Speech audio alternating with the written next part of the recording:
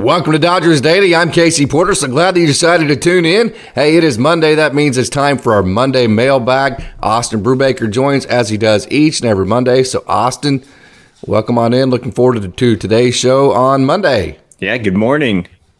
Yep, no doubt about it. Okay, so a great weekend of action in the Dodger system. Before we get into the mailbag, we're going to talk a little bit about some of the action over this past weekend. But hey, the Friday you had Lancelynn, you had his start. He gave up 4 runs. Saturday, juliourias gave up to 6. And then Sunday you had the very good start by gavinstone. Controversial. Some don't think the Doc should have sent him back out after he'd already completed the 6 innings. But your overall thoughts on the action this weekend before we get into the mailbag? A lot of action to digest. There's just a lot that we saw over this weekend. We saw some of the pitchers struggle a little bit, particularly with the home run ball. But then you saw also the offense be able to carry them. The combination of Mookie Betts and Freddie Freeman. We can't overstate it enough just how great this combination is for this offense.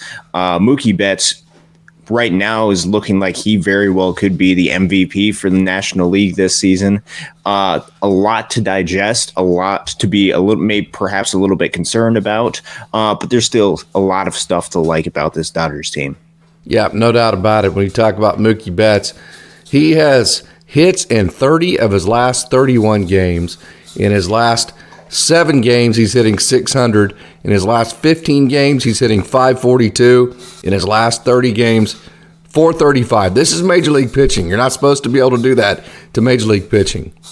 Yeah, and to do this, to have his offensive component combined with the value he has defensively, he is right now one of the most, if not the most valuable players in the National League. It was kind of early, kind of determined that, okay, Ronald Acuna is going to kind of run away with this MVP race. Right now, if we look at Fangraphs WAR, Mookie Betts has one more WAR than Ronald Acuna does, which is a huge difference if you look at it WAR perspective. He has 7.3, Acuna has 6.2. Mookie Betts also has a 173 WRC plus. Just puts it into perspective just how great he has been. Obviously, we saw a few days ago his 5 for 5 performance. And then his return to Boston, just some of the excitement that was there and him being able to perform. You can't say enough about that guy. Of course, Lancelynn, he had been just absolutely dynamic and awesome for the Dodgers since he had come on over. But he gives up the 4 runs, and then juliourias has the rough outing Saturday. Any concerns there? Not necessarily. I think there might be a little bit of concern with him being given up the long ball. I think that's kind of the biggest concern to his game if he's going to give up a couple home runs, especially if he puts some runners on. That can make a huge difference as far as his game. But I think with this, I think we just have to be a little bit patient with him. We kind of saw him have a couple of really good outings with the Dodgers, not giving up some of those home runs, be able to be extremely effective. This one, I think this weekend particularly, Dodgers struggled kind of overall giving up some home runs. Could have a little bit to do with Fenway being a little bit more hitter friendly. I think there might be a little bit concerned with that. Not overly, at least right now for me. I think you hit the nail on the head. Even with Gavin Stone and his performance, if you're not at Fenway, if you're just at Dodger Stadium, he may not give up but 1 run the whole day. So I think the Fenway deal, that ballpark is smaller. I think it's cool. Some Dodgers fans I heard complaining about the size of it. It's not a real park and all that. I love the Wrigley Fields. I love the Fenway Parks because to me, in a day and age where we're just so focused on what's happening right now with all the information and the data and analysis and all of this and the statistics, I think it's great to kind of go back in time, and it makes you really kind of think about the history of baseball. Yeah, not just the history of baseball. It also adds a unique perspective to baseball, having all of these ballparks with different dimensions, different aspects to it. That just makes going to a lot of these places, watching a lot of these places on TV, that much more fun. So I think it's frustrating because it kind of hurt the Dodgers pitching this week. But I think if we kind of look at the grand scheme of baseball, I think it's something that we can all appreciate it for what it is. Yep. So over the weekend, the Dodgers win 2 out of 3. What did you think about Gavin Stone's 6 innings yesterday? Of course, he came out for the 7th inning. We'll get into that in our mailbag here in a minute. But what did you think of his performance? Yeah, I think you talk about those first 5 innings that he went through. Man, I'm extremely proud of that kid. He's put in a ton of work. We saw last year, minor league pitcher of the year, just completely dominant. This year, much more of a struggle for him. But I think he's grinded. I think he's worked on some of his craft. I think this has been good for him to experience some of this struggle, to be able to kind of grind and go through, work through kind of his repertoire, work through kind of what makes him really good. And to see him go into Fenway and be able to put on a really good performance, really happy for that kid. No doubt about it. Emmett Sheehan had his first start at the Chickasaw Bricktown Ballpark on Saturday. Went a little bit sideways on him. I actually had a chance to talk to him for about 5, maybe 10 minutes yesterday as he was doing all of his running and all of that. Before the game, I interviewed Bryson Brigman and Kyle Hurt while I was waiting on them to come out. Emmett Sheehan came out and talked to him for a minute. So, hey, that was cool. But he's in Oklahoma City, had his first start again, didn't go exactly the way he wanted to, but that tends to happen in the PCL from time to time. It's a very hitter-friendly league. You know that as well as anybody, so no concerns there whatsoever for Emmett Sheehan. And then we'll get into this here in a minute, but Nick Frasso made his very first AAA start yesterday. Very successful. Yeah, a lot of good action. The Dodgers have a lot of pitching talent down on the farm that's going to be coming up very shortly. There's a lot to be excited about, a lot of fresh arms coming up, which is going to help the Dodgers pitching staff. All right, Austin, you ready to get to our mailbag? I sure am.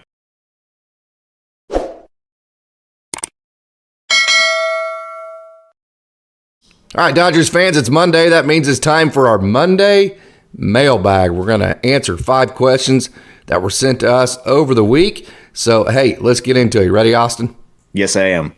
Okay, question number 1. Did the Dodgers leave this weekend with more questions than they did answers? That's a good question because they did win 2 out of 3.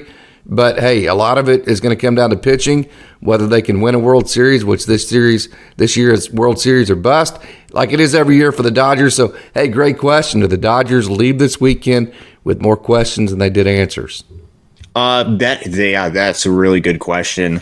I would say no for me, only because I try to look a little bit more at big picture trends as opposed to kind of some weekend trends. I think we saw some of the struggles with some of the pitching this week. I think that might just be kind of a weekend thing. It might be kind of a bad start. Boston, you can throw it up to a couple of different things. I've just seen kind of the overall momentum that the Dodgers have had, even pitching wise, with a lot of the guys that have struggled this week. I think they have shown in the past recently, too, that they can be effective pitchers. They can be just really good. And then I also look at some of the offensive performances that have been really good, really positive. I don't necessarily have all the same questions just because I think all of this will kind of work itself out. I think they'll be able to adjust as they move closer to the season. Some concerns, but I think you still kind of have some answers to a lot of those questions. Yeah, the one answer or one question that I've had all year is who is going to be that shutdown ace in the postseason whenever you face the other team's number 1. You're needing to win game 1, or if you're needing to win game 3 or game 5. It's your ace versus the other team's ace. Is your ace going to be better than theirs? I do think the Dodgers left this weekend with that question still looming out there. Of course, Clayton Kershaw had the good start to his last start before the rain started opening up in Cleveland. So right now, I think if everybody was fresh and you started and you went year 1 versus the other team's 1, I think that guy would be Clayton Kershaw at this point. So I do think there were some major concerns you leave this weekend with. It looked like Juliourias was trending in the right direction as far as pitching like that true ace, and then he has the performance that goes sideways.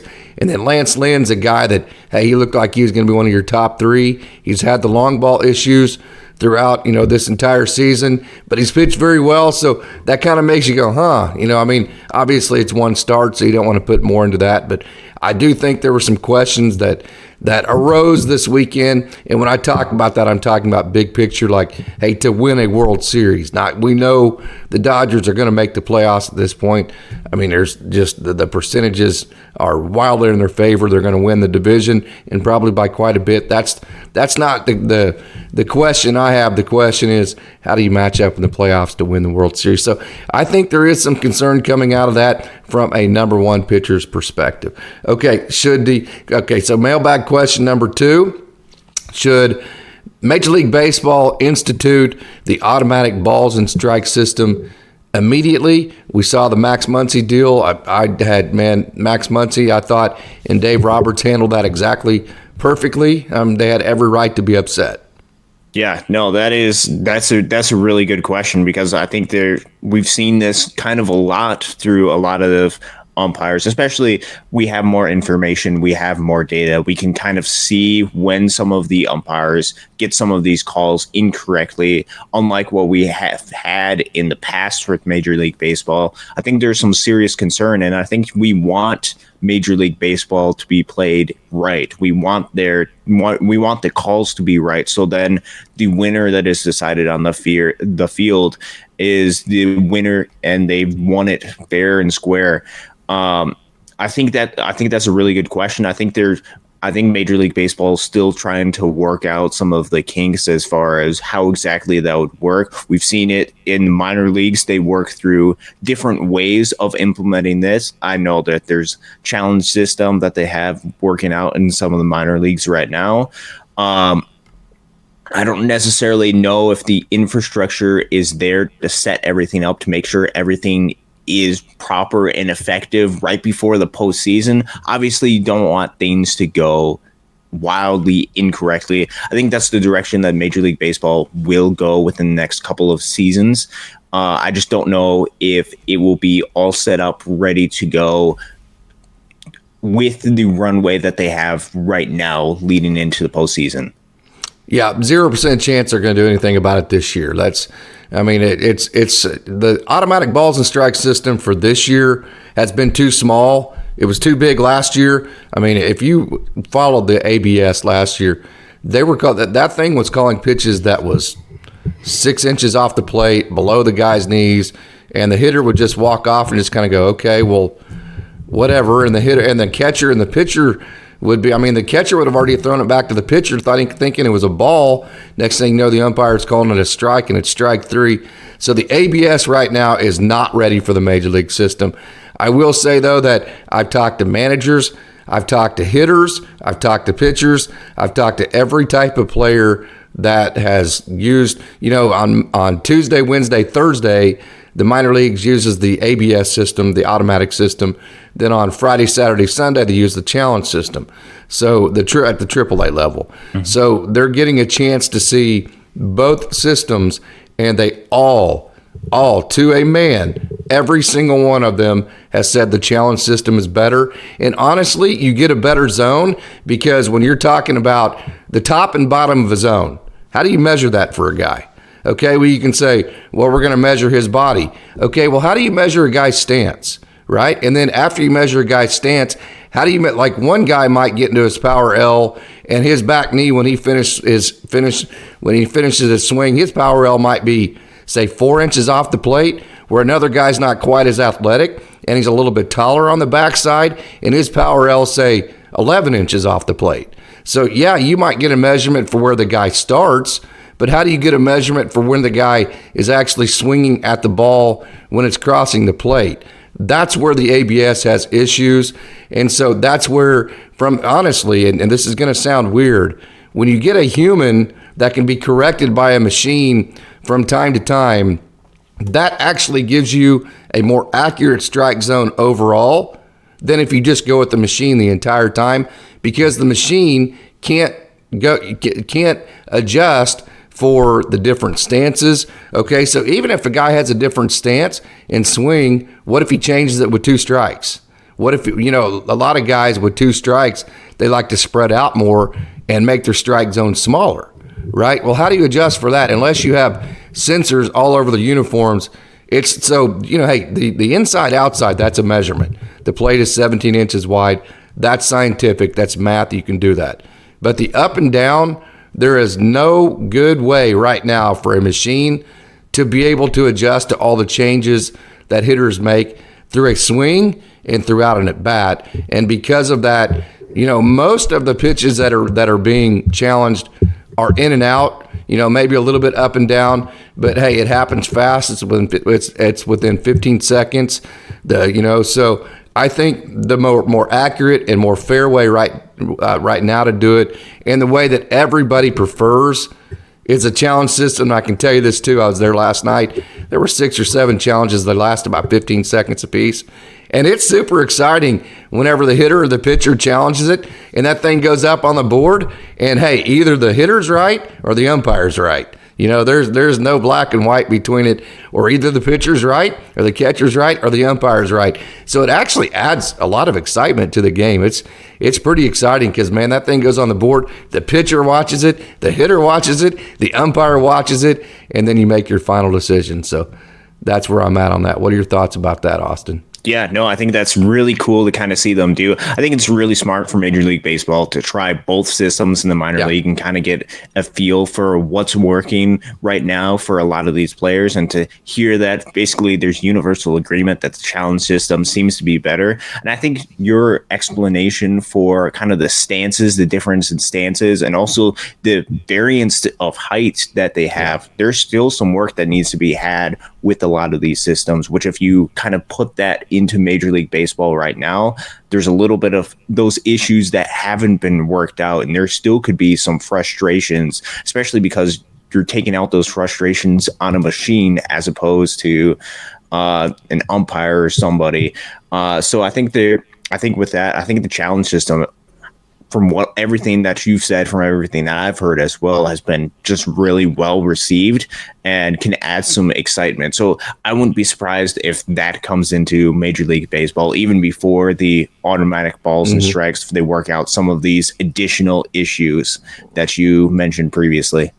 Also, if a major league umpire, which, hey, in the minor leagues, they're shuffling just like the players are.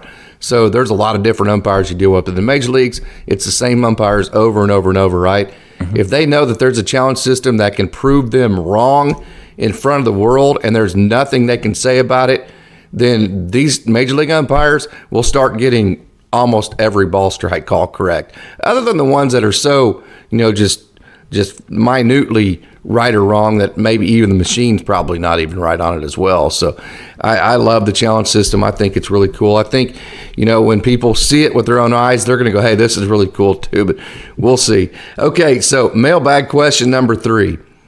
Gavin Stone, he had the great start yesterday, obviously gives up the 2 runs as he entered the 7th inning. The pitch count was low. Do you think Dave Roberts should have put Gavin Stone back out there for his 7th inning of work yesterday? Yeah, that's a really good question, because I think there's 2 different ways that you can look at it. You can look at it as, okay, his pitch count is low. He's going out there, giving him a chance to prove himself, to challenge himself. But you also want to make sure that you're allowing Gavin to feel comfortable with what he's able to do and be able to build confidence off of this. And I think with his innings of work that he had going into that additional inning, I think he had a lot of that confidence, and perhaps he wasn't even expecting to go back out there getting into the later innings of the games. And then he gets back out there, obviously doesn't go quite as well during that last inning of work that he was working at. I would have probably kept him in the dugout, although pitch count being low, you want to kind of challenge him. I think it's easy kind of look back and say, oh, this didn't go well. Obviously, I would make the other choice. I think that was him kind of challenging him. But with that, you also want to keep in mind that you want him to come out on a really good, positive note as well. It's a really tough decision that you have to make as a manager. Not a tough decision for me. There was absolutely zero doubt about it and I love Dave, but Gavin Stone did his job for his team. 6 innings, 2 runs scored. It's at Fenway. Probably maybe not even gave up a run at Dodger Stadium. you keep him in the dugout, especially considering the type of year that Gavin Stone's had, man. Hey, this dude has battled his ass off to get back to where he's at. I've seen it in Oklahoma City, trust me. You saw it in Great Lakes a couple years ago, and then at the beginning of last year, Tulsa last year. Hey, he had all of his dreams in front of him. He shows up in L.A. earlier this year, and things just start unraveling on him, right? Okay, and I've mentioned a couple of times on social media, hey, this dude will be back, don't worry about it. And he struggled mightily at the AAA level. He's refined his mix, he's continued to work, and here we are finally back on top of the mountain. He's gone 6 innings, okay, and I've mentioned, hey, you got to play the big picture, right? And Dave had the luxury to play the big picture yesterday. Yesterday, sending him back out was a big picture move, meaning, hey, we can save pitching. We can, even if he gives up a run or two, we can save pitching, and that sets us up better for the Arizona, the matchups with Arizona coming up here this week. Okay, but hey, that wasn't the time to play big picture. That was the time to take your rookie and put your arm around him and say, great job, kid. So proud of you for the work that you put in. Have a seat, go to the showers, have a beer, whatever it is that you do, and enjoy the fact that you're back on top of the mountain. That's what should have happened with Gavin Stone yesterday. I'm extremely frustrated that he got sent back out for that 7th inning in a park like Fenway, with a guy like Justin Turner coming back up. You needed to protect your kid in that situation. Hey, maybe that's the prospect hugger coming out in me. And you guys know I love Dave Roberts. This is not a criticism of the job he does. This is simply a disagreement on how to handle a human being yesterday. I would have, to me, it was a no-brainer. You take him out, the velo was dropping. Gavin Stone was back on top of the mountain. You take him out, put your arm around him again. Having said that, Gavin Stone, that's not going to hurt his confidence. He's not going to go away now and think, oh, darn, any of that. But it just should have happened, in my opinion. Am I off there? Am I too strong? No, I don't think so at all. No, I think that's very reasonable take to make. And I think that's honestly probably the correct take too. He's been struggling. He's worked his butt off in order to get back, and you want him to feel good about this start because his outing in Boston yesterday was really, really good. Those first innings that he had leading up until that final inning, just really, really effective, really, really dominant, and something that he can build off of. And that's honestly something that I think he's going to do regardless. I think he's going to look at those, the work that he put in and be able to build off what he did. Just really disappointing that last inning happened and he struggled, and that's kind of what we're all thinking about and talking about instead of what he did leading into that and the work that he's put in this season. I think sum it up in one sentence, very, very proud of Gavin, very disappointed in Dave for that decision. That's just kind of my take on it. But that's just one decision. That doesn't mean, that's not throwing anybody under the bus. It's not throwing shade at anybody. Just saying that I disagree with that one particular decision. So, okay, mailbag question number 4. What was the most impressive thing that you saw this weekend in the minor league system? What games did you go to, Austin? So I had a chance to go to the game on Friday. In Great Lakes. I was gonna go to the game on Thursday. Was at the stadium before the storm came in. All the rain came in. All the players were sliding on the tarp as it was pouring out there. So I just got to go to the game on Friday.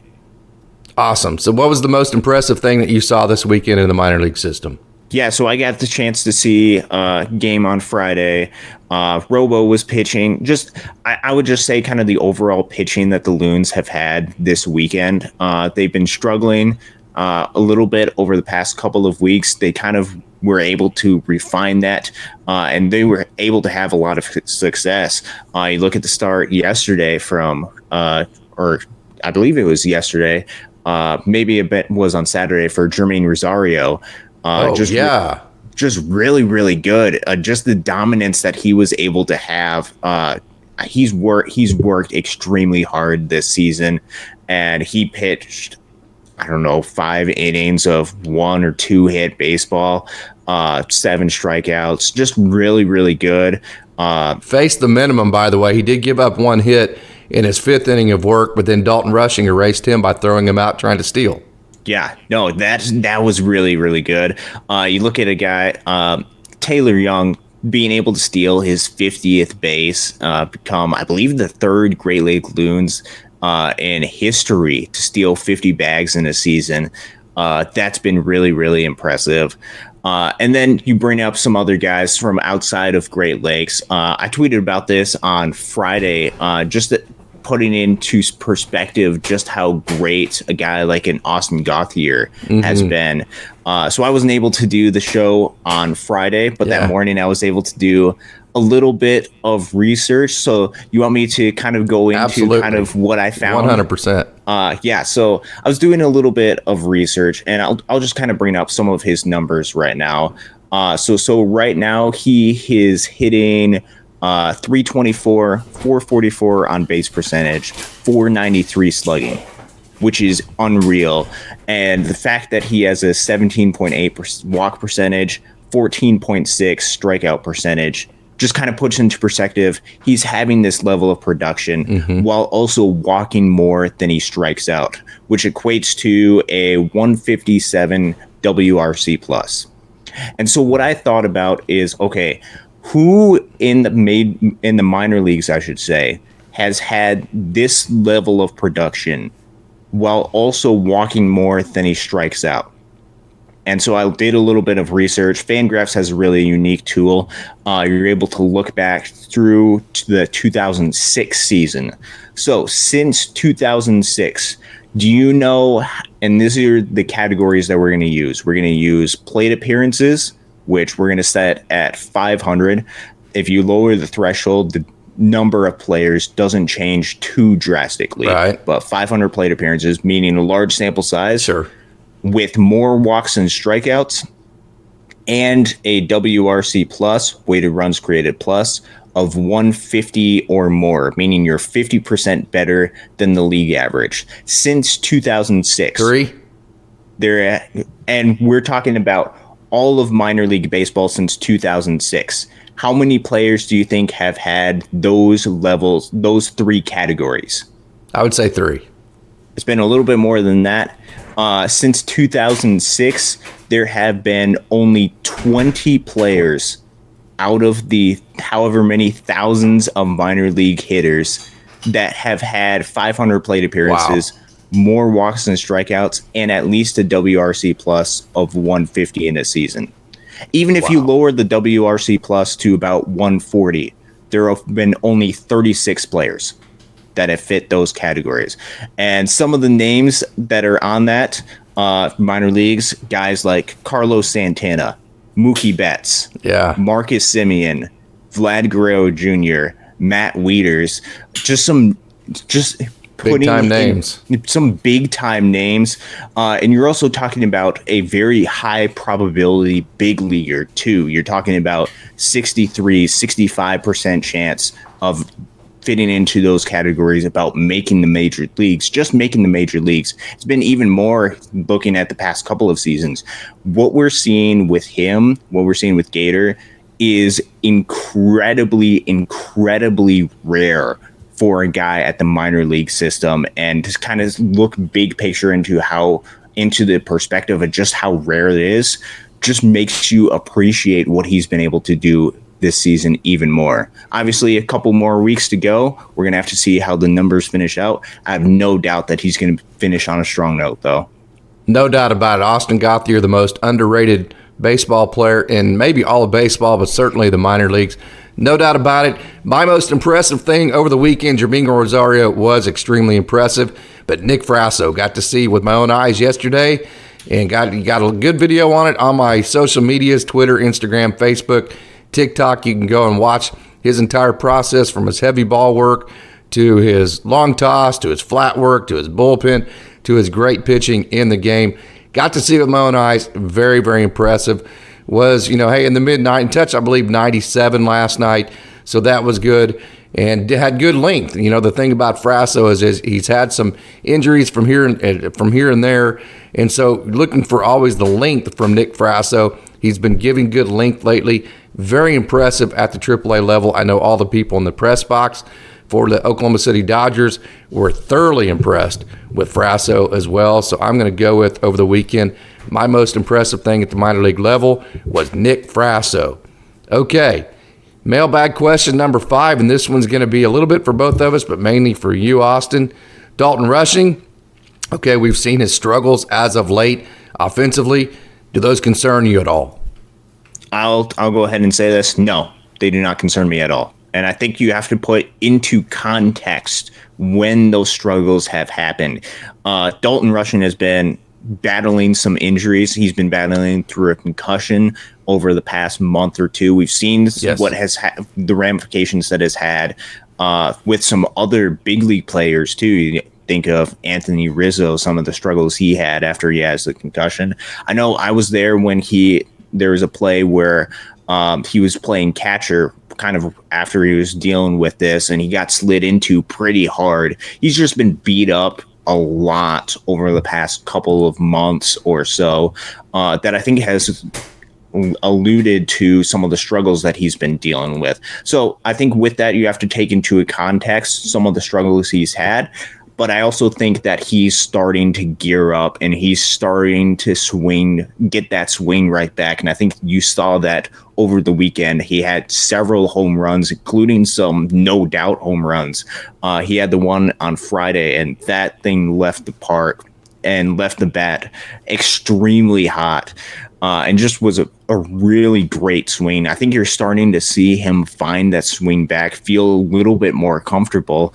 And so with that, I think if you take into context when his struggles have been, I'm not concerned with his bat at all.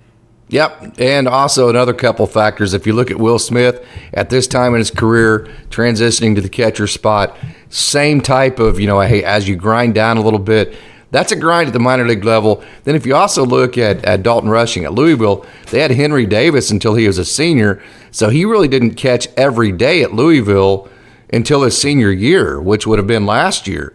So this is his very first full season as a professional to play 150, however, I think it's 150 games now that they play at the minor league level, plus spring training, plus all the bullpens you catch in spring training.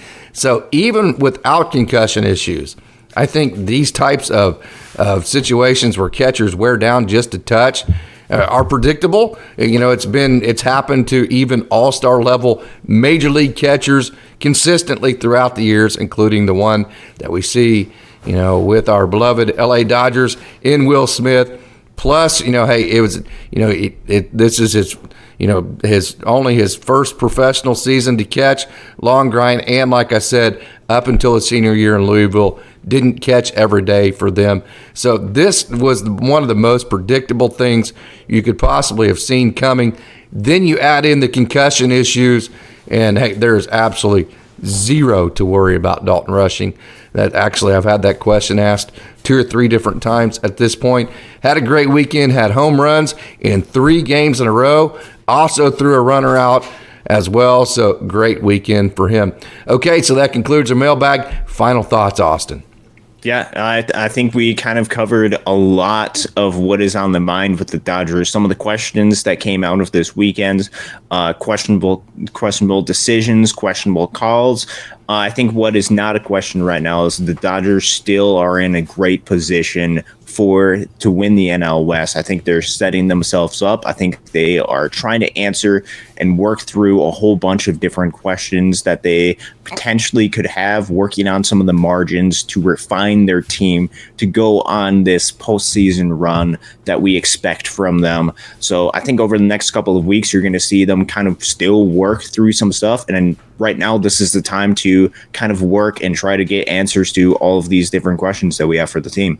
No doubt about it. Thanks, Austin. I appreciate you joining each and every Monday for our Monday mailbag. So now it's time to turn our attention to the minor league system and the action over the weekend. So let's not waste any more time. Let's get right to it, and let's take a trip down the farm.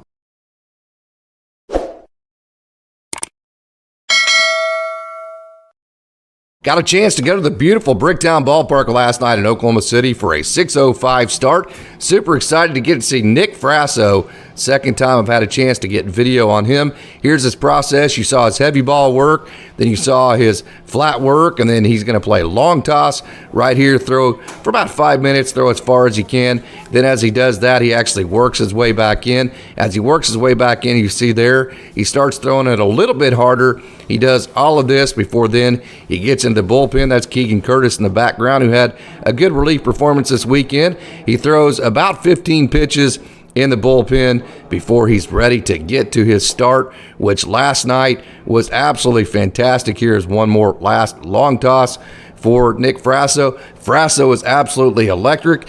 He was 97 on the fastball. He went 6 innings, gave up no runs, 4 strikeouts, 1 walk, and 3 hits. Longest outing in terms of innings of the year for Nick Frasso, who has fought some injury this year. So looking at, just the innings count, it's very good to see anytime Nick Frasso can go length.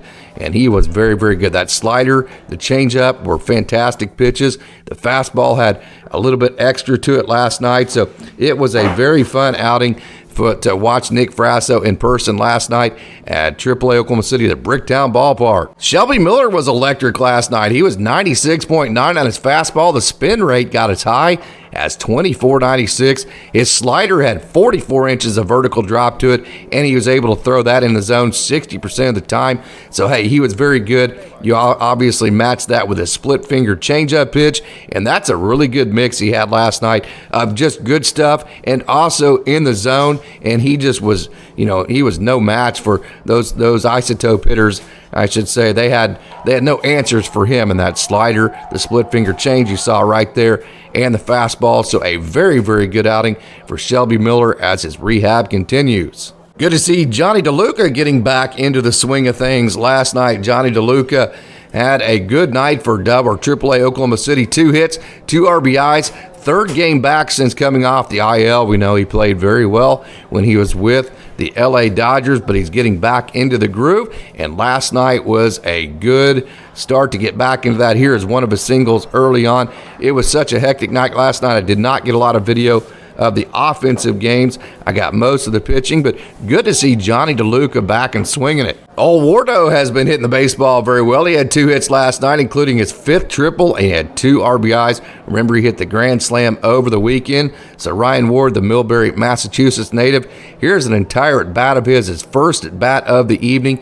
He has 3 multi-hit games in his last 5 and 2 multi-hit games in a row. I love his left-handed tool. There's a good, he's able to get to that high pitch lately, like where he wasn't able to earlier in the season. So Ryan Ward had a good night last night for AAA Oklahoma City. Got a chance to see Oscar Mercado, who is playing his very first game with AAA Oklahoma City. Mercado was released by the Padres on the 21st. He was picked up Saturday by the Dodgers. Played his first game last night. That's Yorbit Vivas. Had a chance to watch him and Colton Wong and Bryson Brigman, who I interviewed yesterday, take early ground balls. Really cool experience. Mercado had a great game last night. 2 hits, 2 RBIs in his debut with AAA Oklahoma City. So we'll see what plans the organization has for him. He mentioned, hey, the trade deadline did come and go, but you can still pick up guys off of waivers or guys who have been released, and that's exactly what happened with Mercado. And the next guy we're getting ready to talk about, Colton Wong. Colton Wong went 3 for 4 with 3 RBIs, was on base 4 times, and is 4 for 8 since joining AAA Oklahoma City Saturday evening. Wong was released by the Mariners on August 3rd. He was picked up by the Dodgers on the 9th. He was sent to the complex for 2 games to work on some things, and now he's with AAA Oklahoma City. So Colton Wong wanted to give you a good look at him. Yusnieldiaz has been smoking hot. He had 5 hits yesterday on Sunday. 5 hits for AA Tulsa, 4 RBIs. I apologize for the video being a little shaky here. I did not have my tripod. There you go. I got it worked out there. But 4 RBIs, and hey, he's hitting .404 this month. Yusnieldiaz OPS 1197 so far in August. So hey, for a period for the AA Tulsa Drillers that has been a little bit of a battle, Yusnieldiaz has certainly been a bright point. More live video of Imanolvargas, who had 3 hits yesterday for AA Tulsa. We know Vargas is so good at getting on base, but hey, he's added power. Double number 27. He's hit some home runs this year to go with that on-base percentage. So a very underrated offensive player in the system. Vargas has 6 multi-hit games this month of August, and like I said, always good at getting on base. His on-base percentage this month is .321, Imanolvargas. More live video from Jake Pilarski, who, by the way, is back. He was injured for a while. This is, I believe, his second outing back, and it was a very good one. He went scoreless in his 1 inning, had 2 strikeouts in his 3 outs, and just came off the IL, as a matter of fact, on the 15th and getting back in the swing of things. So great job, Jake Pilarski. We know that he can hit over 100. The slider is very good. So get back in the groove. Another high leverage, high velo guy that the Dodgers have in their system. How about Ben Kasparius? I have been saying for quite a while now that, hey, the results are coming for Ben Kasparius. He's been refining his mix, changing it a little bit, maximizing it, and just making it to where, that's what the minor leagues are for. Let's tweak some things. Let's make things. We have time to not necessarily worry about the results, to where we can, maybe lose a couple battles to win the war. That's exactly what Ben Kasparius has been doing with his pitch mix. He has refined it. It's always been very good, but it has looked good for a while now. It's just been a couple of times a game he's been ambushed or maybe made a mistake or two, but I've been saying his results are coming. And how about the 5 innings yesterday? 3 strikeouts, 3 hits, no runs. Ben Kasparius, great job. What an outing for him. But again, hey, this isn't necessarily any different than the way he's been throwing in the outings, that the numbers didn't look like scoreless like they are. So not surprised at all to see Ben Kasparius and put up the numbers that he did yesterday. Have a day, Dalton Rushing for High A Great Lakes. He had 3 home runs over the weekend and home runs in 3 consecutive games. And he threw a guy out. We talked about him in the mailbag session. Hey, he had the concussion, the long season. No worries for him. He is starting to get back in the groove. So great to see Dalton Rushing do what he does, and that's hit the baseball. Good to see Damon Keith hitting the baseball again. Hey, it's been a little bit of a struggle for him as of late, but he had 2 hits on Sunday, including double number 20, home run number 10, 21st multi-hit game of the season for Damon Keith. So, hey, great day for him, and nothing better than to finish the season strong. So, looking for Damon Keith, the Cal Baptist alum, to finish 2023 strong. We know he can hit the baseball, good defensive player, so good to see Damon Keith have a good day for the Loons. Taylor Young, man, I love this young guy. Leads the Loons in hits, 102. He leads the Loons in stolen bases with 51. Leads the Loons in runs with 69. And it seems like every time he leads the game off with a hit, his team just seems to win every single time that happens. So, hey, you want this guy on your team. Talking about Taylor Young, just a wonderful young player. Had another good game on Sunday with a couple of base hits, both infield base hits. He brings that attitude that every team needs. So Taylor Young, good day for him, having a good year. Alex Freeland had 2 hits for the Loons on Sunday. 3 RBIs, was on base 3 times. It was a 6th multi-hit game of August, 19th of the year. So the young man out of UCF, switch hitting shortstop, Alex Freeland, a guy that has fought some injury this year, but ultra talented. Had another good day on Sunday, so good to see that from Alex Freeland. Hyunilchoi, the 2021 Dodgers minor league pitcher of the year, who did not pitch at all last year, didn't get ramped up till about a month and a half ago. For this season, he is squarely back in the groove of things. He is very accurate. He relies on movement and great location, and he is very, very good at it. He went 4 innings yesterday, gave up just 1 run, struck out 6, walked just 1, gave up 2 hits. So Hyunilchoi got the win on the mound for Great Lakes yesterday. He's 4-3 on the season, and he has given up just 4 runs in his last 14 innings. So Hyunilchoi pitching very well for Great Lakes. Lucas Webb threw a scoreless inning for Great Lakes to drop his ERA to 3.04, whip to 113, and average against to just 2.06. So Lucas Webb, a young man I've talked about out of Canada. He went to UL Monroe, a little bit older, faster mover type guy because of the age. He is pitching very well for the High A Great Lakes Loons. I would not be surprised if he finishes this season in Tulsa. I have no inside knowledge on that. That's just kind of what I'm, maybe a scenario to where Tulsa needs pitchers and that kind of thing. But, hey, he's earned it. Lucas Webb, ERA 3.04, whip 113, having a very, very good year. Christian Suarez has been fantastic for the Great Lakes Loons as of late. He had 2 strikeouts in his scoreless inning on Sunday. We've always known that That backdoor fastball right there, the back foot slider, the backdoor slider is fantastic. And when he's throwing strikes, he simply gets outs. He hasn't always done that consistently enough. Talking about Christian Suarez, but he has been doing it as of late. Suarez had 5 scoreless outings in a row. He has 5 scoreless outings in a row, and that spans 6.1 innings. So like I said, he has been pitching very well as of late for the Loons. Mitchell Turansky throwing very well for Great Lakes as of late. The young man out of Michigan State who finally made it back. I talk about all the time. Hadn't pitched in 3 years. Coming into this season, went scoreless to record his 4th hold of the year, lowered his ERA to 3.76, lowered his average against to 2.17, and Turansky has gone scoreless in 6 of his last 7 outings. So good job, Mitchell Turansky. Michael Hobbs finished things up yesterday for the Great Lakes Loons. I love Michael Hobbs, and he is having a great year. That big breaking ball, the big fastball up in the zone, 94 to 95. Not unbelievable velo, but when it's coming off of the type of slider that he throws, it is a very imposing pitch for him, and he has that dog in him to finish games. The all-time saves leader at St. Mary's, ERA on the year 3. The average against is just 191, 57 strikeouts, 45 innings, and Michael Hobbs has gone scoreless in 4 outings in a row and 7 of 8. So great job, Michael Hobbs. It was a good game in Rancho on Sunday, although the Quakes dropped 6-5 to the Lake Elsinore Storm to drop their record on the season to 63-57. But for the Quakes, it was a decent day offensively. They pounded out 6 hits and 5 runs. And on the day, Josue De Paula did not have a hit, but Theron Lorenzo had a hit. Luis Rodriguez had a hit. Jose Izada had a hit.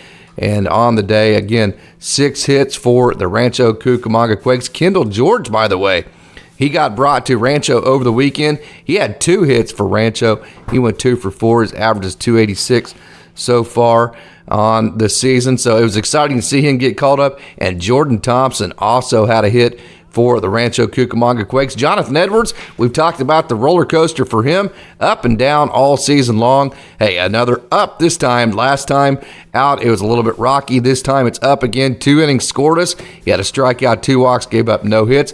Lavon Reynoso, no earned runs in 2 innings, 4 strikeouts, no walks, just 2 hits. Calvin Bautista, he threw a scoreless inning as well, had 2 strikeouts, gave up 2 hits, and he gave up 2 runs, but neither one of them were earned. Yoeli Barra, he threw 1.1 innings, and he gave up 3 runs, so it went a little bit sideways on him. Noah Roon, the young man who has the submarine delivery, he went 1 inning scoreless as well. And then to finish off the afternoon for the Rancho Cucamonga Quakes, Carlos Martinez came in and threw 1 2/3 innings scoreless to finish off the pitching. But again, the Rancho Cucamonga Quakes, they lose the finale this past week on Sunday, 6-5 to the Lake Elsinore Storm to drop to 63-57.